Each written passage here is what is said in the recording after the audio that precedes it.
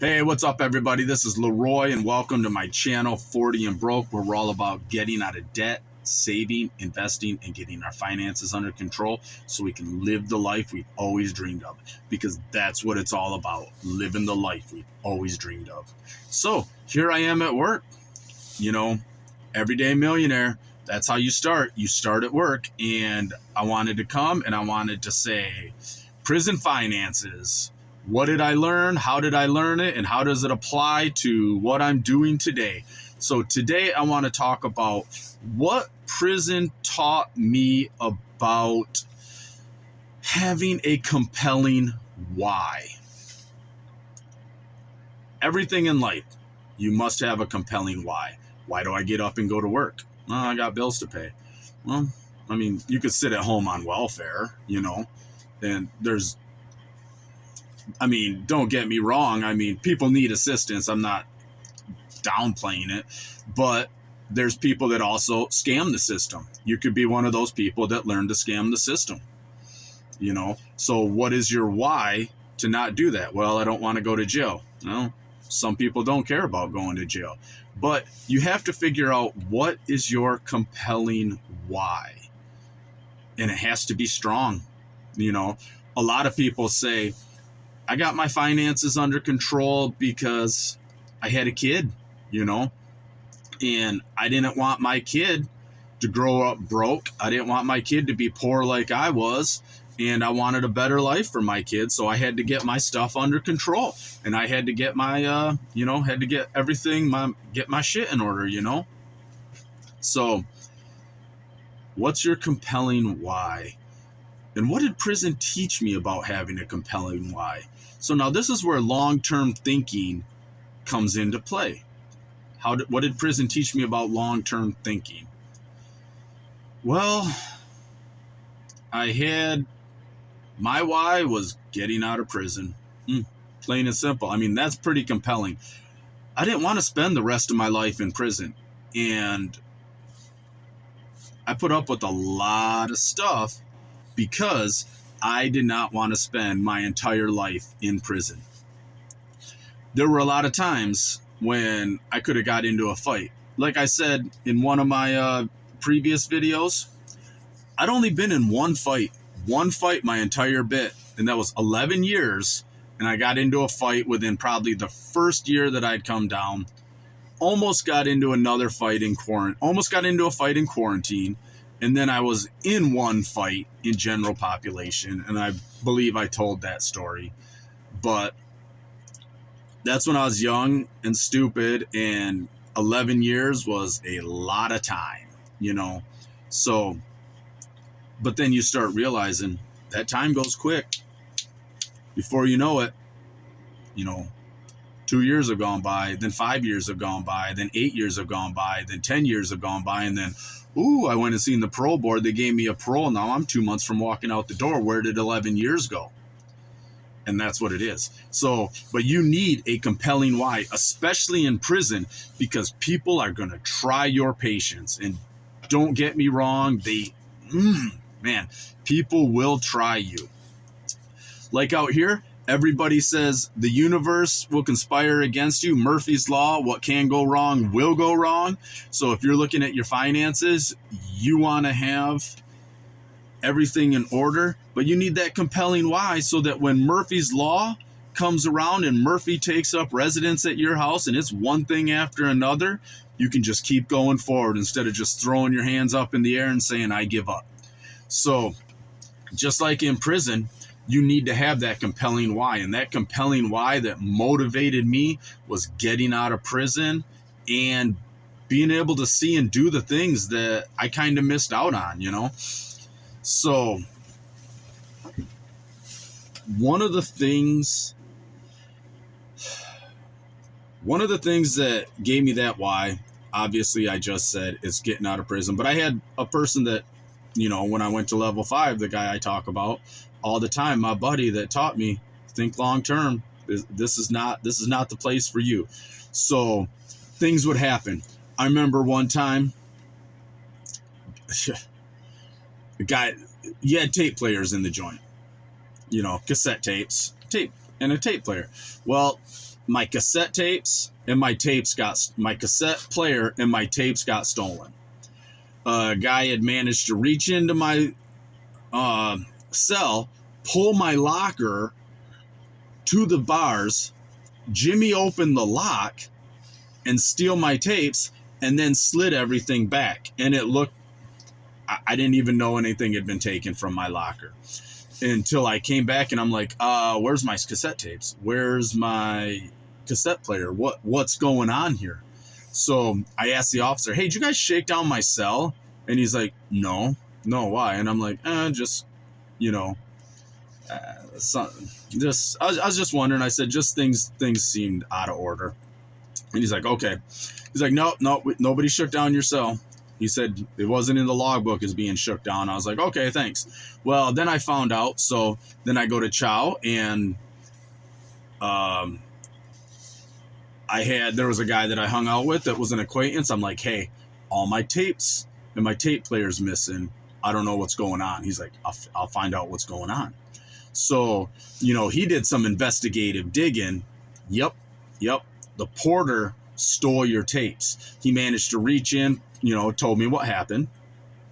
And he's like, he's the one that stole them. And I'm like, all right. So I looked at my other buddy, the one that was always like, you got to think long term. And I was like, bring that knife out, because they had a huge sticker. I mean, this thing was huge. I could stick 2 people with it. I mean, it'd go through you, another person, and there'd still be the handle and probably a bit of the point sticking out both of you. I mean, this thing looked like it could have been, I mean, it was a sword. And I was like, bring that sticker out. I'm going to butcher this guy. And he's like, I'm not bringing it out. Nope. I said, well, I don't care what you do, because I'll use an ink pen. I'll find something. And I was like, I couldn't use an ink pen because they had these bendy, tiny little ink pens like this big, and they were bendy, and they were really small, about the size of a Q-tip. And I'm like, well, I can't stab him with that. But I'm like, I can tear apart a razor blade. I can make a razor blade. I'll slash him up. I was going after him. I was heated. And he talked me down. He's like, dude, is your life worth some stupid ass cassette tapes? And I'm like, it's the point. This guy disrespected me. He stole from me. This is complete disrespect. You know, the guy's going to think I'm a punk. And he's like,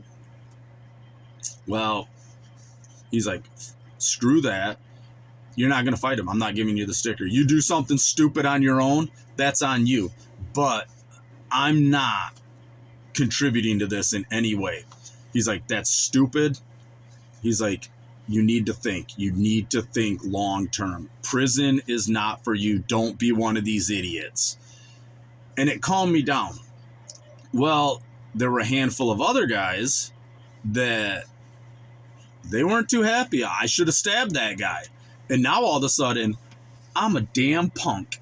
You're a punk because you didn't stab that guy.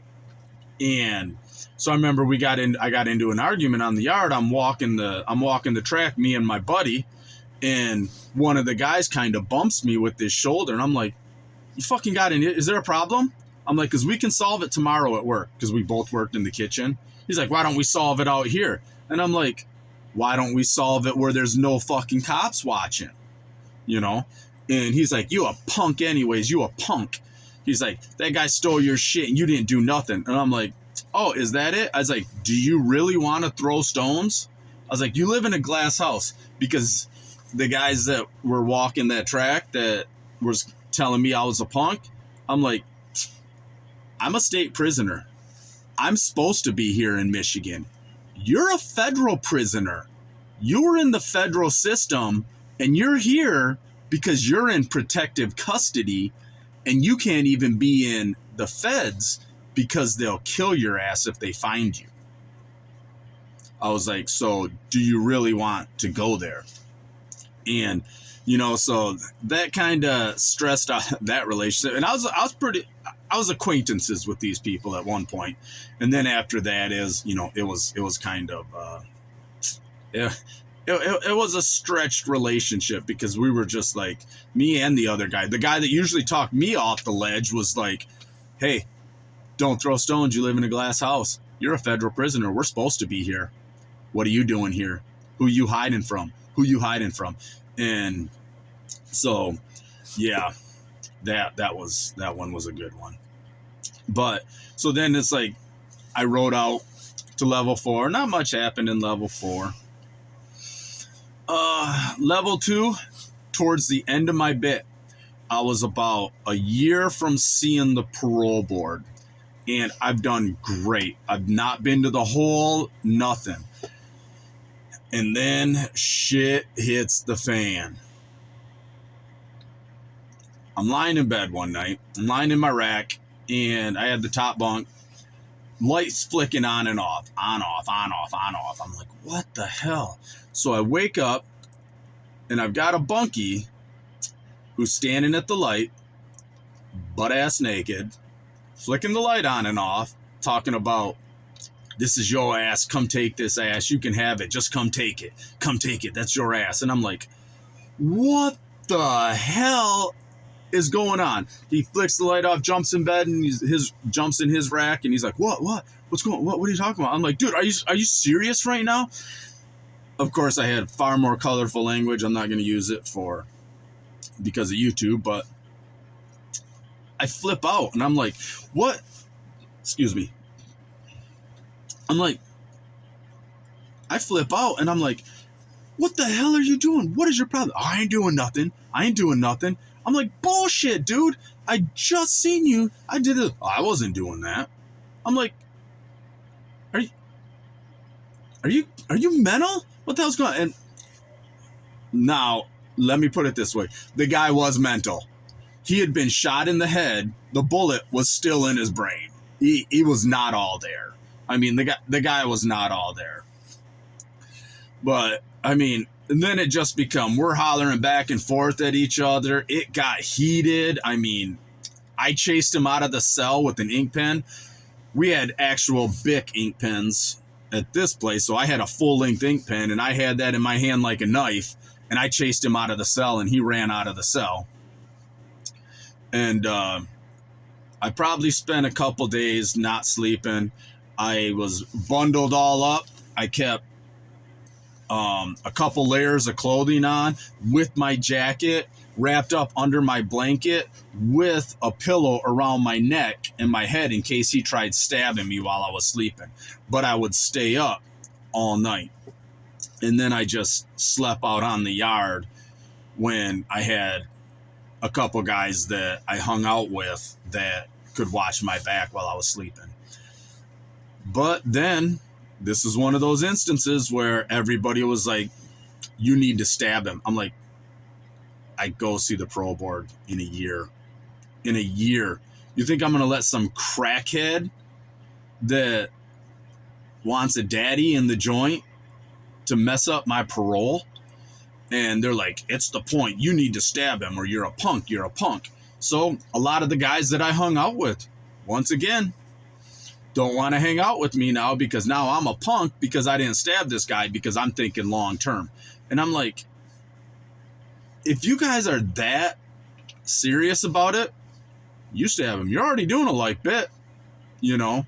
I mean, if I was doing a light bit and I had a buddy that was something like that happened to, yep, let's take him out, you know, because you've got an out date. I don't have an out date. So we'll take care of this situation, you know, but I don't know. That's just how I think. So, which was like how my buddy thought, the one guy I told you that was the whole reason he stabbed the guy.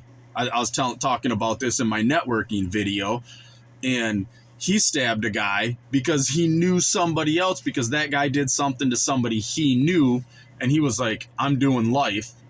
You have an out date. I'll take care of it. So, but once again, I was walking by myself with just maybe one or two people, and all because I did not stab somebody when other people thought I should have. And then all of a sudden they're like, oh, you're a punk, you're this, that, and the other. Why? Because I had a compelling why and I could look forward. And it's the same thing out here. You have to have a compelling why. Otherwise, whatever you're doing, it'll fall to the wayside. the finances, they won't mean nothing if you don't have a compelling why that's going to push you through the hard times. You know, it's just like the stock market. Everybody looks like a genius when the stock market's going up. It's pushing through when the stock market's tanking. That's, you know, and if you're doing good when the stock market's tanking, that shows that you know what you're doing. And it's the same thing. You've got to be able to have a compelling why when times are hard, because that's when it matters. That's when you need to push through, when times are hard. So, all right, everybody. This looks like it's going to be a 16-minute video. So I'm going to cut it short right here. I'm going to finish this up. I've been rambling on long enough talking about having a compelling why, but there it is. There it is. You know, have that compelling why when times get tough. That way you can look forward and you're not looking at what's right in front of you. You can see the end goal, see what that end result is, and know this is what I want to achieve. This is why I want to achieve it. This is what gives me that self-determination and self-motivation. All right, everybody, get out there and get it.